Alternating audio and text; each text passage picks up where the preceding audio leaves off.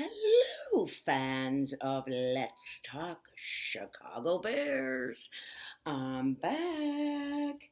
So I thought I'd do a show today to kind of get you guys ready for the draft. I just put a few things together for the draft. And just let you know that I am still here and I am still doing the show. So what I'm going to do is we're going to go over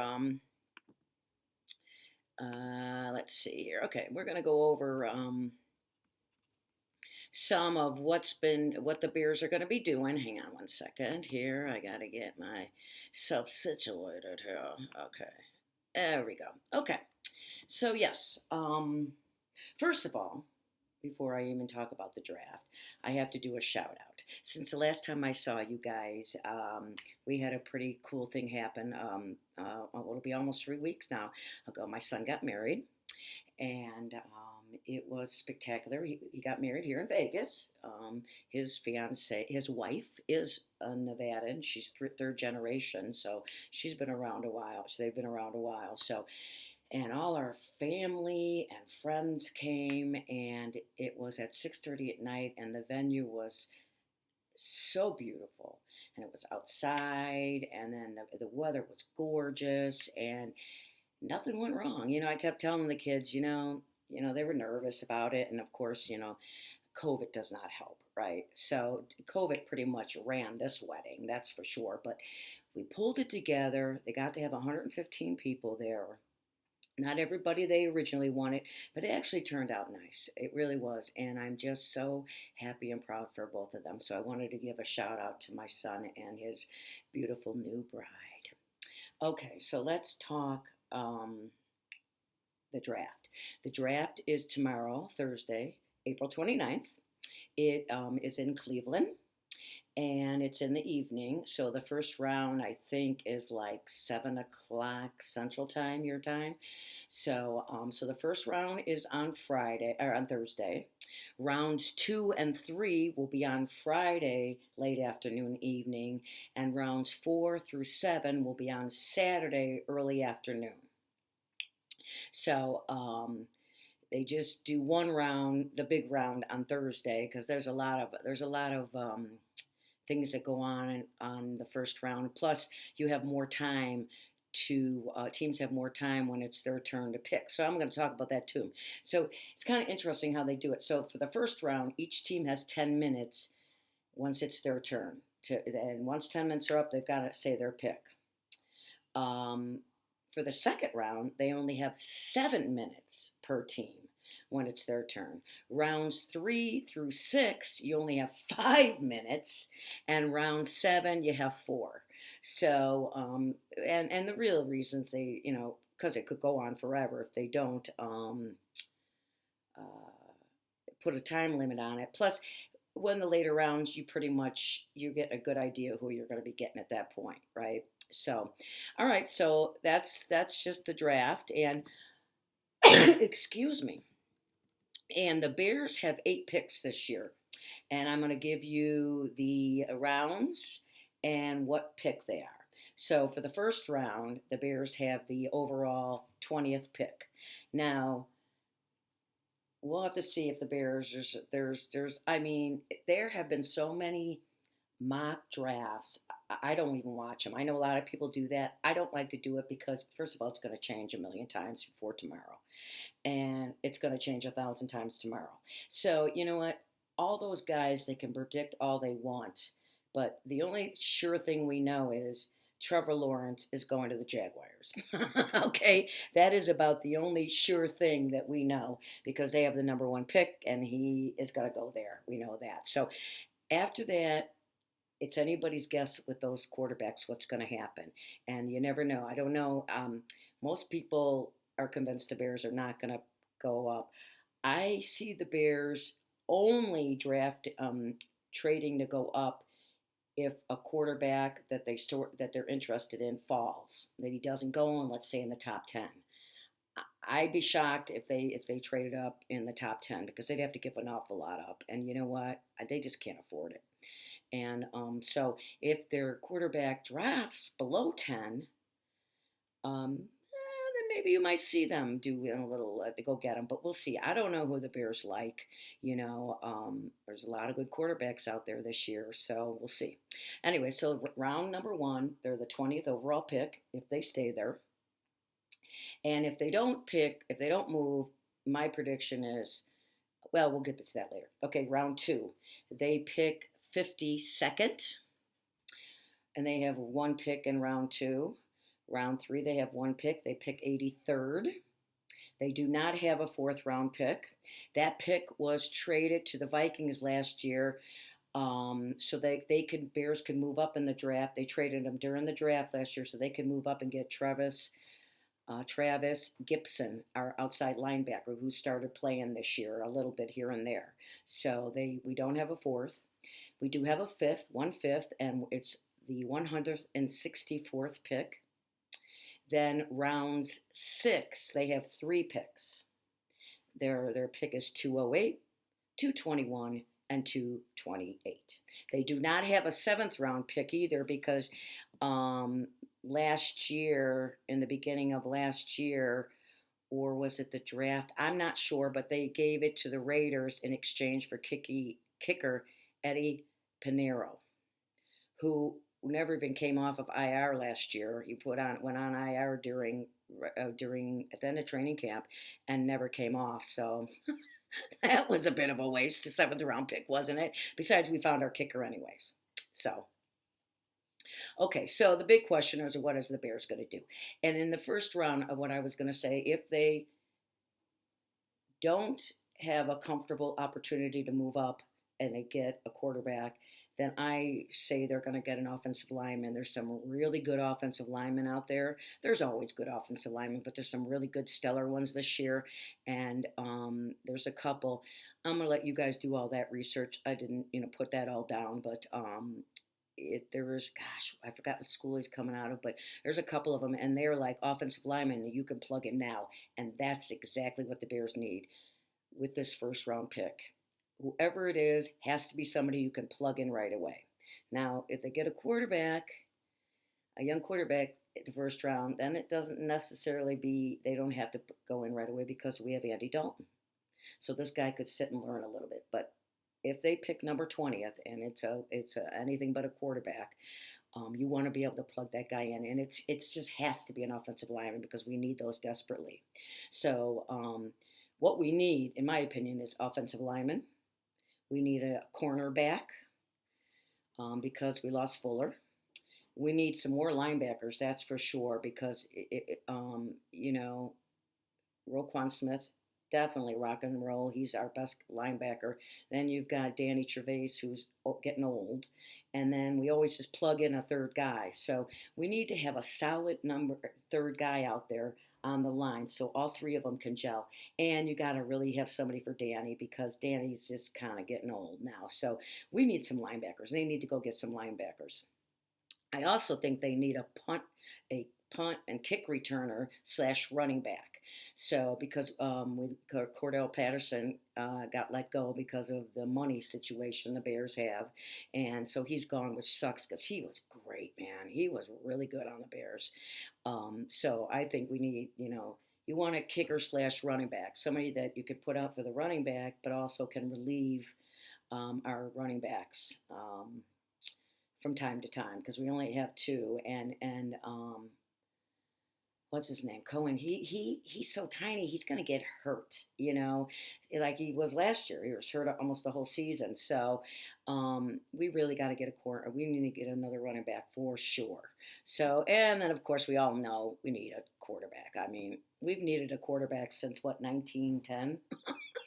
I mean, it amazes me. The Bears are one of the oldest franchises out there. And they can't pick a quarterback. I don't get it. Makes no sense. But whatever. We'll see. So let's see what they do. I'll come back next week. I'll come back on Monday, probably Sunday or probably Monday, after I do my homework, and we'll talk about who the Bears drafted. And I'm sure I'll get to hear your opinions on it.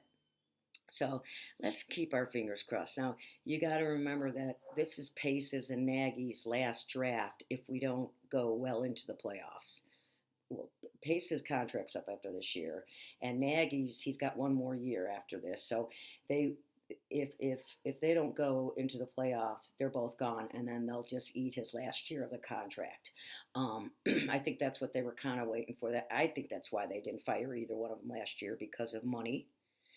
And Pace's contract's up this year after this year, so they figured, well, let's give him one more shot. So this is his last shot at a draft with the Chicago Bears, at least, and maybe any other team for a while.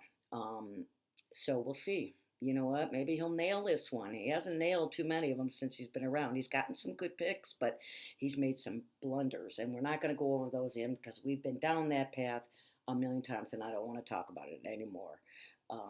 Mitchell Trubisky. Anyways, and lastly, I want to give a shout out, a tribute to Steve McMichael, because I'm sure you've all heard by now he announced that he has ALS, and it just broke my heart when I heard that. More and more people, more and more football players, as you know, are finding out they're having brain injuries. A lot of them are killing themselves and donating their brains to science. And a lot of them come down with ALS, Lou Gehrig's, all that stuff. So, and the thing is, I'm not surprised though with Steve Michael because he played 150% every time, and I have no doubt he was seeing triple people, and he was still playing. That he had concussions and he was seeing triple of the quarterback, but it didn't matter. He was just and he just gave it everything he had, and I'm sure if you asked him, he'd do it again because that was just the kind of guy he was. He was all or nothing. And I grew up, I got to watch the 80 Bears and him, and it was great. That defense in the middle 80s, 84, 85, 86, 87, well, really 84, 85, 86, they scare teams. I mean, they were freaking scary. You can't play like that anymore, but if you could watch a game from the middle 80s, watch it. The defenses, their defenses and quarterbacks were truly afraid of them. And then I have a little Steve McMichael story to end the show with because, I always like to do my stories. I have a nephew, I have a bunch of nephews, but he lived in Chicago for a while. Now he's in New York, but this was about, I want to say, 6 or 7 years ago. And he was at a fundraiser event, and he went with his girlfriend at the time, and they went, and they were, going around, and he sees a crowd. He goes over, and it's Steve McMichael, and he's like, "Hey, man!" So, they met him. Steve McMichael introduced himself to all the guys, all of them, and they were talking for a while. And he said, I don't know what it was, but he kind of latched on to my nephew and his girlfriend, and he started talking to him. And they were talking, having a good time. And then they said, "Well, we're gonna go." And Steve's like, "Where are you going?" And they're like, "Oh, we're going to a bar down the street, blah blah blah." And he's like, "It was really a pleasure to meet you." And Steve McMichael's like, "Okay, well, it was really nice meeting you guys too." So, they leave. They get in the bar, they're sitting down, they're drinking. All of a sudden, Steve McMichael walks in, and he comes straight for their table. And he's like, "Oh, good, I found you guys." And they're like, "Okay." And he's like, "I was looking for you. I had so much fun talking to you. I want to talk to you guys some more." So he sits down with my nephew and his girlfriend, and people start coming up to the table. And they're like, Steve McMichael. And he's like, "Yeah, yeah." And then my nephew said he takes off his ring and hands it to some guy. And he's like, "Can I try it on and take a picture with it?" He goes, "Sure, go ahead." And the guy walks away. And my nephew's like, "Are you worried about that?" He goes, "Nah, I'll get it back. Don't worry, let him have some fun." So Steve McMichael sat there for a good part of an hour and was talking relationship advice with my nephew and his girlfriend. And it is kind of ironic because I think he had a couple divorces, but I could be wrong. I know he has one, my nephew said it was hilarious, and he said he was a gas. And then my nephew got to try on the Super Bowl ring too. Of course, he did not take a picture for me. I'm like the biggest Bear fan in the world, and my nephew completely forgot to tell him about me. What is up with that? These younger people have no respect for us elders. But anyways, he said it was really cool, and the ring came back. But he said my nephew was like, "I was getting worried. I was gonna go get that ring for him," but he was like, "No, they'll bring it back. I'm not worried about it." So truly, my heart goes out to Steve McMichael, his wife, if he has any kids, his family. God be with you. And I have a feeling you'll probably fight as long as you can because you're a pretty strong dude. And the Bears did a really upstanding thing. They sent him a wheelchair that will help. He's not in it yet, but he's gonna need it, and it's a custom wheelchair. So right on to the Bears, right? So we liked hearing that because he is a staple of the Chicago Bears. So that's it. And, I hope everyone's doing well out there. I missed you guys. Before you know it, like I said, I'm going to come back and do a show about the draft. And then it kind of quiets down after that until July when we start, the end of July when we start training camp. So I will be back full time for training camp, and then we'll get you guys ready for the season. And I got to get myself ready for the season too. I got to get my set going. I got to work on my set some more. And, but I do miss you guys. For the people who are Sox fans and probably going, where's that Sox show you're going to do? I apologize. I'm not doing it. I changed my mind. You know what I realized? I live, breathe, sleep, eat football. I do not with baseball. I love my Chicago White Sox and I want them to win the World Series, which things are not looking good right now because we have got the injury bug big time.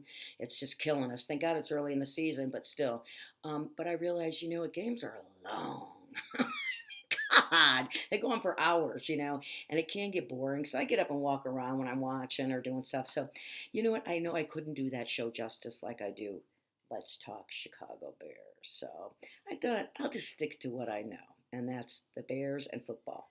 So good to see you guys. I hope you're all staying healthy. I hope you're getting your vaccines if you want to. I'm not going to preach it. I'm fully vaccinated. I'm very happy about it. Um, the majority of my people at my son's wedding, like 75% or more, were vaccinated. So we didn't have to wear masks except for when you went up to get a cocktail, which was so nice. It was liberating, I got to tell you. But do what's right for you. But getting vaccinated would really help everybody and yourself. Um, but stay healthy. Let's stick together. And remember, always help people out if they need it. Please. Remember, I always say give a hand to somebody in need because we're all in this big bad world together, right? And we're all Bears fans. Yeah.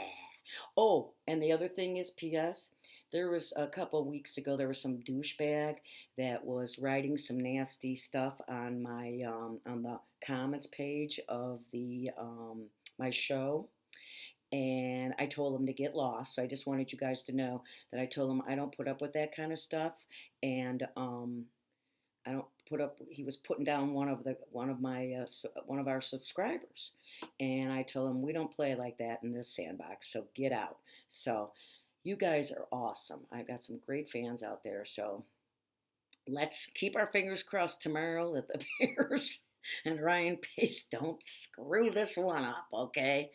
All right. And as always, keep on rocking and rolling from Vegas, baby. See you next week.